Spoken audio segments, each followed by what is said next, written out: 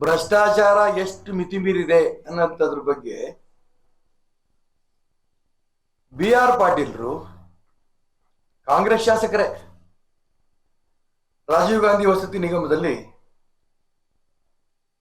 Commission ಕೊಡದೇನೆ ಮನೆ allot ಆಗಲ್ಲ.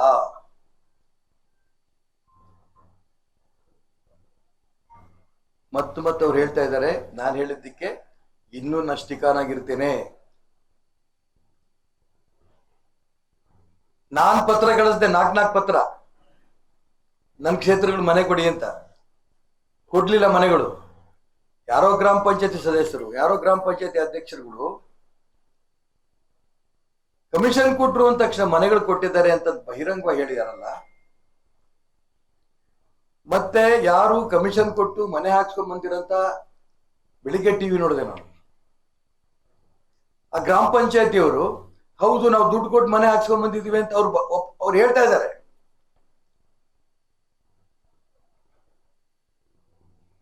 ಅದರಲ್ಲೂ ಕೂಡ ತುಂಬಾ ನನಗೆ ಸಂತೋಷ ಆಗೋದು ಅಂದ್ರೆ ಜಿ ಪರಮೇಶ್ವರ್ ಅವರು, ಶಿವಾನಂದ ಪಾಟೀಲ್ ಅವರು, ಬೋಸರಾಜ್ ಅಂತವರು 3 ಜನ ಮಂತ್ರಿಗಳು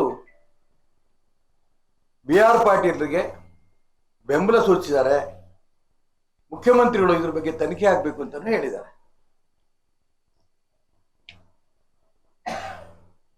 ನಮ್ಮ ರಾಜ್ಯದ ಕುಸ್ತಿ ಪೈಲ್ವಾನ್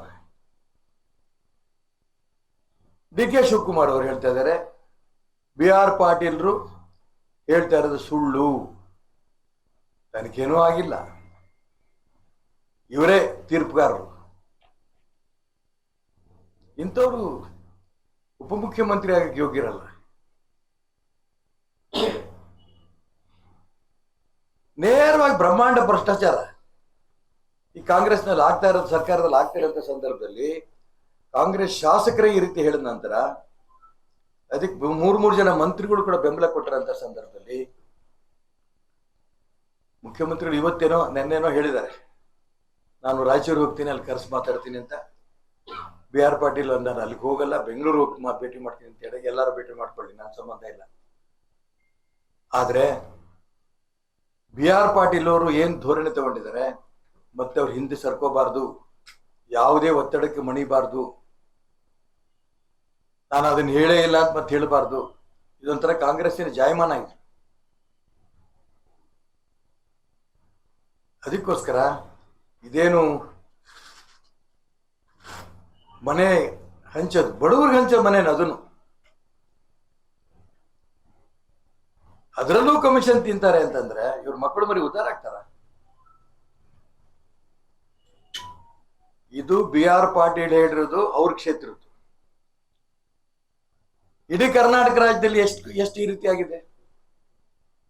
ಇಡೀ ರಾಜ್ಯದಲ್ಲಿ ಆಗಿರಂತ ಈ ಒಂದು ಮನೆ ಹಂಚಿಕೆಯಲ್ಲಾಗಿರಂತ ಅವ್ಯವಹಾರ ಬಗ್ಗೆ ತನಿಖೆ ಮಾಡಬೇಕು.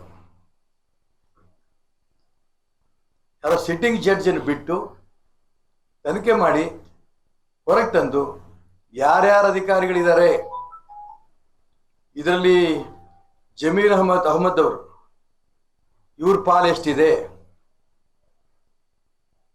ಎಲ್ಲದೂ ಕೂಡ ಹೊರಬರಬೇಕು.